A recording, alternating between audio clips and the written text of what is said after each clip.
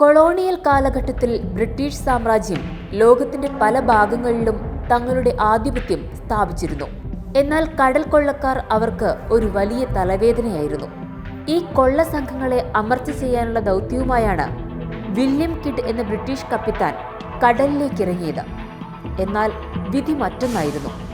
തന്റെ ജോലിയിൽ കിഡ് ഒരു വലിയ പരാജയമായിരുന്നു. എടുത്തുചാടിയ കാര്യങ്ങളെല്ലാം പാളി. വശം കെട്ടതോടെ കിഡിന്റെ സ്വന്തം സംഘാംഗങ്ങൾ പോലും അദ്ദേഹത്തിനെതിരെ തിരിഞ്ഞു. നിസ്സഹായനായ വില്യം കിഡ് ഒരു രക്ഷാമാർഗം കണ്ടെത്തി: ഒരു കടൽ കൊള്ളക്കാരനാവുക. അങ്ങനെ ഇന്ത്യൻ മഹാസമുദ്രം ഉൾപ്പെടെയുള്ള കടലുകളെ വിറപ്പിച്ച ക്യാപ്റ്റൻ കിഡ് എന്ന കൊള്ളക്കാരന്റെ ജനനമായിരുന്നു അത്. അഡ്വഞ്ചർ ഗാലി എന്ന പേരിലായിരുന്നു കിഡിന്റെ കപ്പൽ അറിയപ്പെട്ടിരുന്നത്. 34 പീരങ്കികൾ ഘടിപ്പിച്ച ആരെയും ഭയപ്പെടുത്തുന്ന ഒരു യുദ്ധക്കപ്പലായിരുന്നു ഇത്. 1698 ഈ കപ്പൽ നശിച്ചു. പിന്നീട് കിഡ് ഇതുപേക്ഷിച്ച് മറ്റൊരു കപ്പലിലേക്ക് മാറി. കുറച്ചുകാലം തന്റെ സാഹസികതകൾ തുടർന്നെങ്കിലും 1701 ബ്രിട്ടൻ അദ്ദേഹത്തെ പിടികൂടി തൂക്കിക്കൊന്നു. അതോടെ ക്യാപ്റ്റൻ കിഡ് എന്ന കൊള്ളക്കാരന്റെ യുഗം അവസാനിച്ചു. എന്നാൽ കിഡിന്റെ കപ്പലായ അഡ്വഞ്ചർ ഗാലിയുമായി ബന്ധപ്പെട്ട് അനേകം അതിമാനുഷിക കഥകൾ പിന്നീട് കടലിൽ തരംഗമായി. ന്യൂയോർക്കിനടുത്തുള്ള കടലിലും കരീബിയൻ കടലിലും ഇന്ത്യൻ മഹാസമുദ്രത്തിലുമെല്ലാം അഡ്വഞ്ചർ ഗാലി കണ്ടുവെന്ന റിപ്പോർട്ടുകൾ ധാരാളമുണ്ടായിരുന്നു.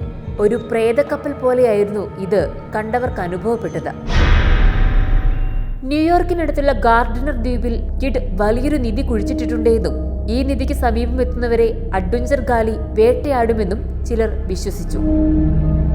ഇതിനൊന്നും യാതൊരു സ്ഥിരീകരണവുമില്ലെങ്കിലും പഴയകാല നാവികർക്കിടയിൽ ഇത്തരം അടിസ്ഥാനമില്ലാത്ത വിശ്വാസങ്ങളും പേടിപ്പിക്കുന്ന കെട്ടുകഥകളും സാധാരണമായിരുന്നു. അഡ്വഞ്ചർ ഗാലിയെ പോലെ തന്നെയുള്ള ഒരു വിശ്വാസമാണ് ഫ്ലൈയിങ് ഡച്ച്മാനെ പറ്റിയുള്ളത്.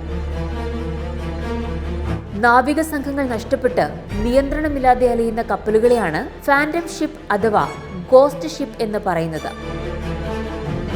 ഇക്കൂട്ടത്തിൽ ഏറ്റവും പ്രശസ്തമായ കഥയാണ് ഫ്ലൈയിങ് ഡച്ച്മാൻ. കഥകൾ പ്രകാരം ഫ്ലൈയിങ് ഡച്ച്മാൻ ഒരിടത്തും നങ്കൂരമിടാൻ സാധിക്കാത്ത ഒരു ശാപഗ്രസ്തമായ കപ്പലാണ്. ഈ കപ്പലിനെ കടലിൽ വെച്ച് കാണുന്ന മറ്റു കപ്പലുകളിലെ യാത്രക്കാരും കടലുകൾ തോറും നിലയില്ലാതെ അലയേണ്ടി വരുമെന്നും വിശ്വസിക്കപ്പെടുന്നു. നാവികർക്ക് ദൗർഭാഗ്യം കൊണ്ടുവരുന്ന ഒന്നായിട്ടാണ് ഫ്ലൈയിങ് ഡച്ച്മാനെ കണക്കാക്കുന്നത്. ഇന്നും ഈ പ്രേതക്കപ്പലിനെ കുറിച്ചുള്ള കഥകൾ കടൽ യാത്രക്കാരുടെ മനസ്സിൽ ഒരു പേടി സ്വപ്നമായി നിലനിൽക്കുന്നു.